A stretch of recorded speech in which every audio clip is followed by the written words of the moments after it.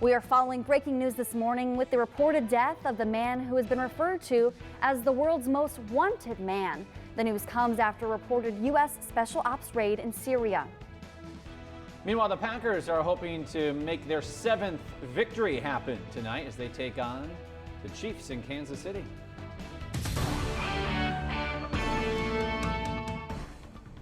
Well, we're following breaking news this morning. The leader of ISIS is reported to be dead. His death has not been confirmed.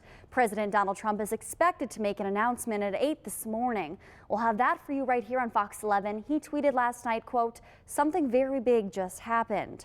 Reports say Abu Bakr al-Baghdadi is reported to have been killed during a U.S. military raid involving a reported 8 helicopters which targeted IS positions. The Associated Press quotes a U.S. official that al-Baghdadi was killed in an explosion. The IS leader has been in hiding for the last 5 years.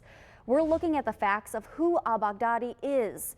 Al-Baghdadi led IS for the past 5 years. He was born in Iraq in 1971 under a different name. He adopted the name Abu Bakr al-Baghdadi early in his life. Reports say U.S. forces took him into custody in 2004. He was released 10 months later when he joined an Iraqi al-Qaeda branch. He later took control of the group known as at the time as the Islamic State of Iraq. When the Syrian civil war erupted in 2011, al-Baghdadi merged 2 groups into one, known as the Islamic State of Iraq and the Levant. In 2014, he and the group announced its own state, the Islamic State Group or ISIS. We're keeping an eye on the White House this morning where President Trump will make his announcement. Again, that is at 8 this morning, and we'll have that right here for you on Fox 11. So you've been watching a live statement from President Donald Trump from the White House confirming the death of ISIS leader Abu Bakr al-Baghdadi in a military special ops raid in northern Syria. The president said al-Baghdadi ignited an explosive vest as forces were moving in. The explosion killed al-Baghdadi and his 3 children. Yeah, the president called al-Baghdadi a coward and that the world is safer today because of al-Baghdadi's death. Now, Fox 11 will continue to monitor this story throughout the day. Stay tuned for details on fox11online.com as well as Fox 11 News at 10 tonight after Game 5 of the World Series. We're past our time. We return you now to regularly scheduled programming on Fox 11. Those babies, just watching them lay there.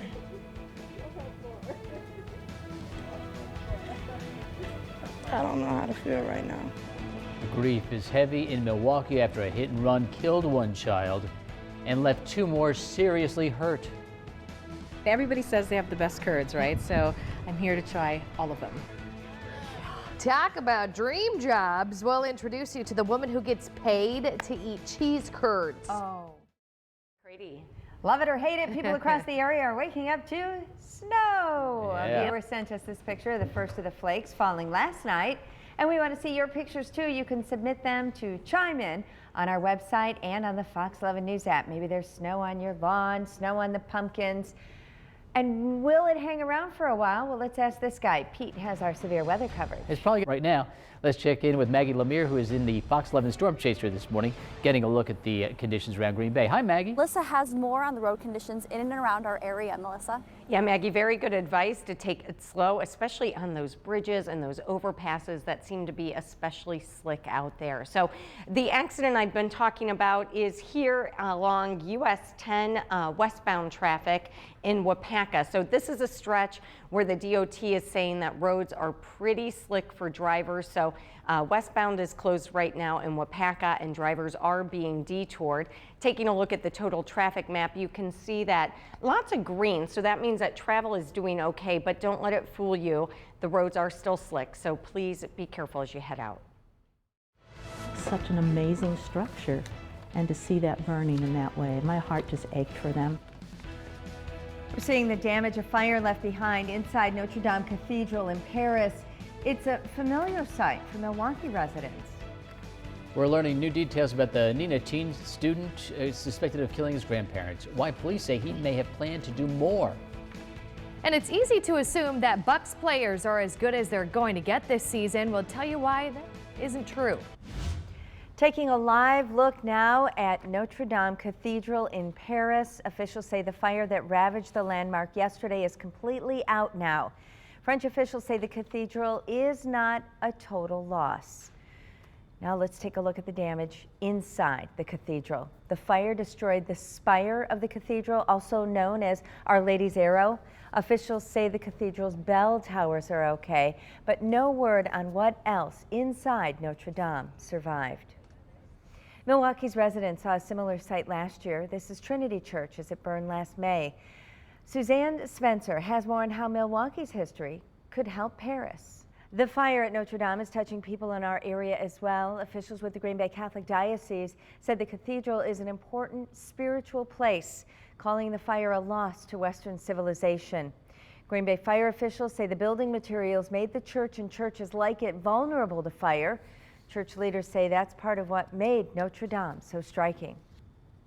The Cathedral of Notre Dame in Paris, what's particularly striking about it is its height, the flying buttresses that hold up these walls. Remember, there was no steel in the 1200s, and so they had to build this church by hand, by stone, stone by stone by stone.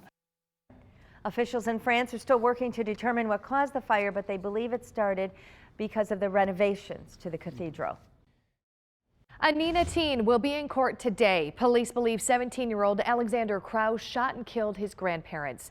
The victims were identified as 74-year-old Dennis Kraus and 73-year-old Letha Kraus. Grand Chute police found their bodies during a welfare check on Sunday. Fox 11's Amber Luckett has the new details.